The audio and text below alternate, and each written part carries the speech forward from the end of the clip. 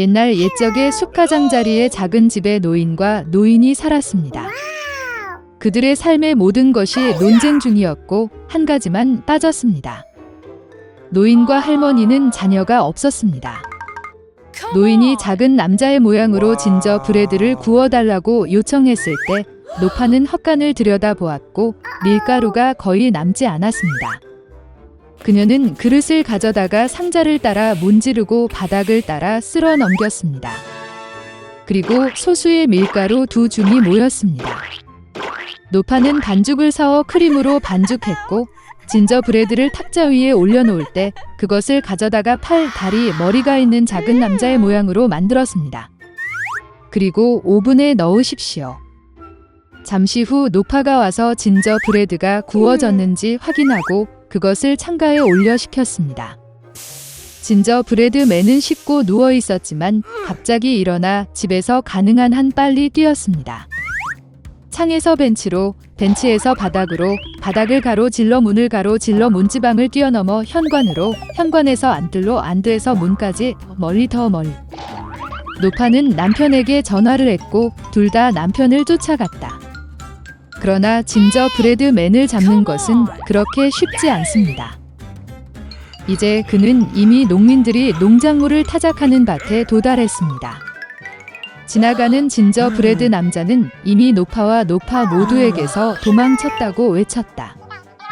농민들은 이 말을 듣고 그를 따라갔다.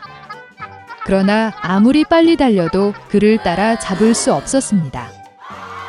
진저브레드 남자가 잔디 깎는 기계들이 풀을 깎고 있는 들판으로 달려갔습니다. 지나가면서 그는 이미 노파와 농민에게서 도망쳤다고 외쳤다. 그리고 그는 그들에게도 쉽게 달아날 것이다. 잔디 깎는 사람은 그런 조롱을 참을 수 없었습니다. 모두 진저브레드맨을 쫓아갔습니다. 가능한 한 빨리 달리지만 따라 잡을 수는 없습니다. 그리고 작은 남자를 만나기 위해 함소가 걷고 있고 그는 이미 늙은 여자, 노인, 농부 잔디 깎는 기계로부터 도망쳤으며 그녀도 쉽게 도망쳤고 외쳤습니다. 소는 화를 내고 진저브레드맨을 쫓아갔습니다. 그는 따라 잡을 수 없습니다. 그리고 그를 만나기 위해 되지. 작은 남자는 그가 이미 늙은 여자와 노인, 농부 잔디 깎는 기계, 소에서 도망쳤고 외쳤습니다. 그리고 그는 그녀에게서도 쉽게 달아날 것입니다. 돼지가 비명을 지르고 뒤를 쫓았습니다. 그녀 많이 따라 잡을 수 없었습니다. 그녀는 너무 뚱뚱했습니다. 진저브레드맨이 길을 따라 달리고 토끼가 그를 만납니다. 그 작은 남자는 자신이 이미 노파와 노인, 농부 깎는 기계, 소와 돼지에게서 이미 도망쳤다고 말했습니다. 토끼는 이 말을 듣고 그를 따라갔다. 그는 작은 남자를 따라 잡을 수 없다. 토끼만이 그를 보았다. 진저브레드맨이 달리고 늑대가 그를 만납니다. 그리고 그 작은 남자는 그가 이미 늙은 여자와 노인, 농부 풀 깎는 기계, 소, 돼지, 토끼에서 이미 도망쳤고 대답했습니다. 그도 쉽게 도망칠 것입니다. 늑대는 으르렁거리며 진저브레드맨을 향해 달려갔고 그는 피하고 최대한 빨리 달렸습니다. 늑대만이 그를 봤어요. 진저브레드맨이 달리고 있고 거대한 곰이 그를 만나고 있습니다. 그의 작은 남자는 두려워하지 않았지만 그가 이미 늙은 여자, 노인, 농부 잔디 깎는 기계, 소, 돼지, 늑대에서 도망쳤고 외쳤습니다. 그리고 그는 쉽게 그에게서 도망칠 것입니다. 사나운 곰이 그의 발을 밟고 뒤를 쫓았습니다. 그러나 곰은 빠른 진저브레드맨을 따라 잡기에는 너무 느렸습니다. 진저브레드맨이 달리고 여우가 그를 만난다. 여우는 매우 교활했지만 작은 남자는 이것을 몰랐습니다. 그러므로 그는 습관적으로 노파와 노인, 농간 기계, 소, 돼지, 곰에서 이미 도망쳤고 외치기 시작했습니다. 그는 너무 쉽게 그녀에게서 도망칠 것입니다. 여우는 끝을 듣고 그녀가 아주 늙었고 아무것도 듣지 못했다고 말했습니다. 그녀는 작은 남자에게 더 가까이 다가와 그것을 반복해달라고 요청했습니다. 그녀의 어리석은 진저브레드맨을 따르고 다시 자랑하기 시작했습니다. 여우는 끝을 듣고 여전히 아무것도 듣지 못했다고 말했습니다. 그녀는 그 작은 남자에게 더 가까이 다가가 다시 반복해달라고 요청했습니다. 진저브레드맨은 동의했고 그때 오직 여우가 그에게 끼어들었을 때 새로 시작했습니다. 그리고 그것을 먹었습니다. 그리고 진저브레드맨은 더 이상 자랑하지 않습니다. 옛날에 어미 돼지 한 마리와 새끼 돼지 3마리가 있었습니다. 세 형제는 같은 키입니다. 일주, 분홍, 똑같은 재미있는 꼬리로 여름 내내 돼지들은 푸른 잔디에서 놀고 햇볕을 쬐고 웅덩이에 몸을 담그었습니다. 그러나 가을이 왔습니다. 어느 날 어머니는 겨울에 대해 생각할 때라고 말씀하셨습니다. 그녀는 그들에게 큰 집을 지으라고 요청했습니다. 동생은 겨울이 아직 멀었다고 말했다. 중형은 필요할 때 자신의 집을 지을 것이라고 말했습니다.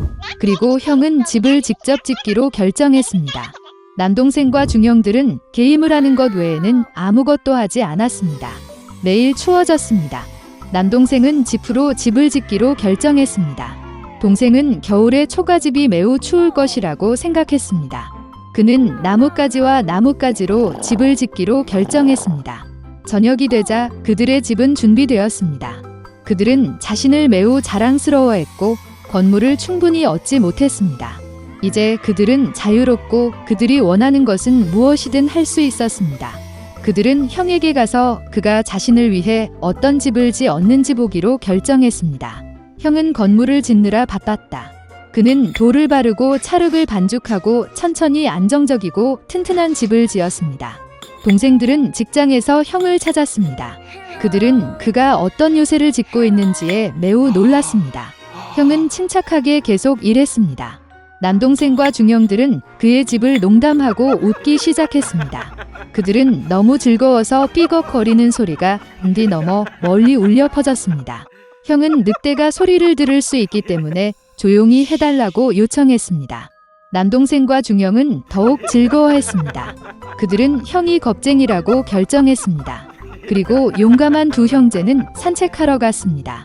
도중에 그들은 노래하고 춤을 추고 숲에 들어갔을 때 너무 큰 소리를 내며 소나무 아래에서 자고 있던 늑대를 깨웠습니다.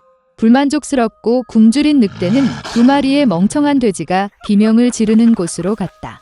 형제들은 즐겁게 걸으며 늑대를 얼마나 쉽게 다룰 수 있는지 이야기했습니다. 그리고 갑자기 그들은 진짜 살아있는 늑대를 보았습니다. 그는 큰 나무 뒤에 서 있었습니다. 그는 매우 사악한 눈과 커다란 이빨을 가졌습니다. 형제들은 무서워서 야른 꼬리가 가늘고 가늘게 떨렸습니다. 늑대는 점프할 준비를 했습니다. 그는 이빨을 꺾고 오른쪽 눈을 깜빡였습니다. 새끼 돼지들은 갑자기 정신을 차리고 숲을 비명을 지르며 달아났다. 그들은 먼지 구름을 일으켜 각자 자신의 집으로 달려갔습니다. 남동생은 초가집으로 달려가 늑대 앞에 문을 두드렸다. 늑대는 으르렁거리며 문을 열 것을 요구했습니다. 동생은 두려움 때문에 한마디도 할 수 없었습니다. 그런 다음 늑대가 불기 시작했습니다. 가벼운 지붕은 즉시 초가집에서 날아갔습니다. 늑대는 숨을 크게 들이쉬고 2번째로 불고 초가집은 사방으로 날아갔다. 늑대는 기뻐하며 이빨을 꺾고 동생에게 덤벼들었다. 그러나 돼지는 능숙하게 피하고 달렸다. 그는 중동생의 집으로 달려갔습니다. 형제들은 스스로를 가두어 놓고 실망스럽게 서로를 바라보았습니다. 늑대는 화를 내고 불기 시작했습니다. 집이 약간 비스듬하다. 늑대는 2번째, 3번째, 4번째로 불었습니다. 하지만 그 집은 여전히 서 있었습니다. 늑대는 숨을 크게 들이쉬고 5번째로 불었다. 집이 흔들리고 무너졌습니다. 폐허 한가운데서 한동안 문 하나만 서 있었다. 공포에 질려 새끼 돼지들은 형의 집으로 달려갔습니다. 늑대가 그들을 뒤쫓았다. 그는 이번에는 돼지가 그에게서 도망치지 않을 것이라고 확신했습니다. 새끼 돼지는 큰 사과 나무를 치지도 않고 빠르게 지나갔다. 그리고 늑대는 사과로 그를 덮은 사과 나무를 돌릴 시간이 없었습니다. 딱딱한 사과 하나가 그의 눈 사이를 쳤다. 늑대의 이마에 큰 충돌이 일어났습니다. 이때 남동생과 중남동생은 형의 집에 뛰어들어 문을 조였다. 늑대는 문으로 달려가 으르렁거리며 문을 열 것을 요구했습니다. 동생들은 무서워서 아무 말도 할 수 없었습니다. 그리고 형은 그와 그의 형들이 단단한 석조집에서 두려워할 것이 없다는 것을 알고 있었습니다. 그러자 늑대는 더 많은 공기를 빨아들여 최대한 빨리 날렸습니다. 그러나 아무리 불려도 돌 하나도 움직이지 않았습니다. 그리고 나서 그는 고개를 들어 지붕에 크고 넓은 굴뚝을 발견했습니다. 그는 조심스럽게 지붕 위로 올라가 파이프를 내리기 시작했습니다. 돼지들은 졸졸 소리를 들었다. 형은 즉시 무슨 일인지 짐작했습니다. 그는 재빨리 물이 끓는 가마솥으로 달려가 뚜껑을 찢었습니다. 늑대는 파이프를 따라 내려가 가마솥으로 곧장 떨어졌습니다. 그의 눈은 이마까지 넓어졌다. 불에 타버린 늑대는 거친 포효와 함께 날아가 숲으로 달려갔다.